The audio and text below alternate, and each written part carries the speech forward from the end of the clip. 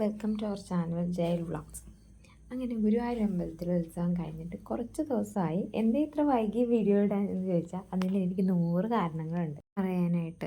ചുരുക്കി പറഞ്ഞ എൻ്റെ 2 കുഞ്ഞു മക്കളെ കാരണം എനിക്ക് എഡിറ്റിംഗ് ഒന്നും നടക്കുന്നില്ല, അതാണ് സത്യം.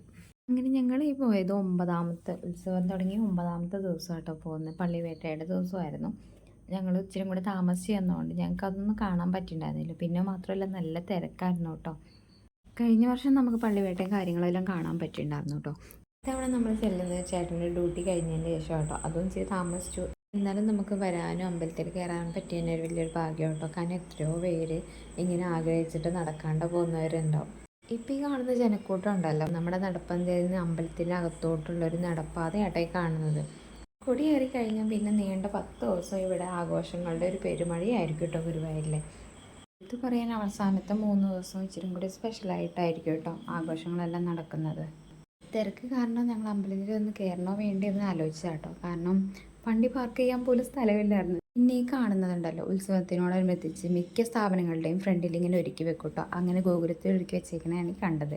ഇനി നേരെ അമ്പലത്തിനകത്തെ കാഴ്ചയിലേക്ക് പോകാം. നടപ്പന്തലിലുള്ള കടകളിലെല്ലാം നമുക്ക് കാണാൻ പറ്റും കേട്ടോ. കൃഷ്ണൻ്റെ പല രൂപങ്ങളിലും നമ്മൾ വിളക്ക് ഒളിച്ചിച്ച് വെച്ചേക്കെന്ന് കാണാൻ പറ്റും കേട്ടോ. ഈ കാണുന്നത് അമ്പലത്തിനകത്തേക്ക് വന്നിട്ടുള്ള കാഴ്ചയാട്ടോ. അകത്തും പുറത്തുമായിട്ട് വലിയ വ്യത്യാസമൊന്നും തോന്നിയിട്ടില്ല. അത്യാവശ്യം നല്ല തിരക്കുണ്ടായിരുന്നു കേട്ടോ. ഈ കാണിക്കുന്നത് പുരാണത്തിലെ സീതാദേവിയുടെയും ഹനുമാന്റെയും ഒരു കഥയാട്ടോ ഇതിനകത്ത് കാണിക്കുന്നത്. ഇതിൽ ചില സ്ഥലങ്ങളൊക്കെ ഞാൻ മ്യൂട്ട് ചെയ്ത കേട്ടോ, അല്ലെങ്കിൽ കോപ്പിറൈറ്റ് കിട്ടാൻ ചാൻസ് ഉണ്ട്.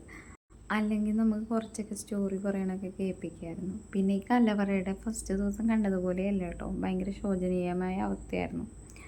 അപ്പം നമ്മൾ ഫസ്റ്റ് അമ്പലത്തിലോട്ട് വരുമ്പോഴും നമുക്ക് ആനേനെ കാണാൻ പറ്റി. ഇവിടെ വന്നപ്പോഴേ ആന അതിനകത്ത് നിന്ന് അമ്പലത്തിൻ്റെ അകത്ത് നിന്ന് ഇറങ്ങി വരുന്നതോടെ കാണാൻ പറ്റി.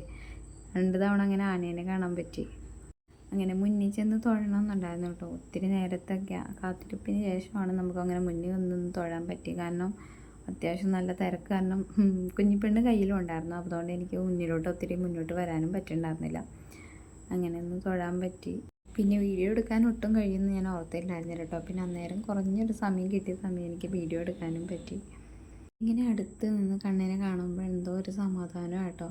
അകത്ത് കയറി തൊഴാൻ പറ്റിയില്ലെങ്കിലും നമുക്ക് അങ്ങനെ അടുത്ത് നിന്ന് കാണാൻ പറ്റി. അങ്ങനെ നമ്മൾ അമ്പലത്തിൽ നിന്ന് പിന്നെ ഇറങ്ങി കേട്ടോ.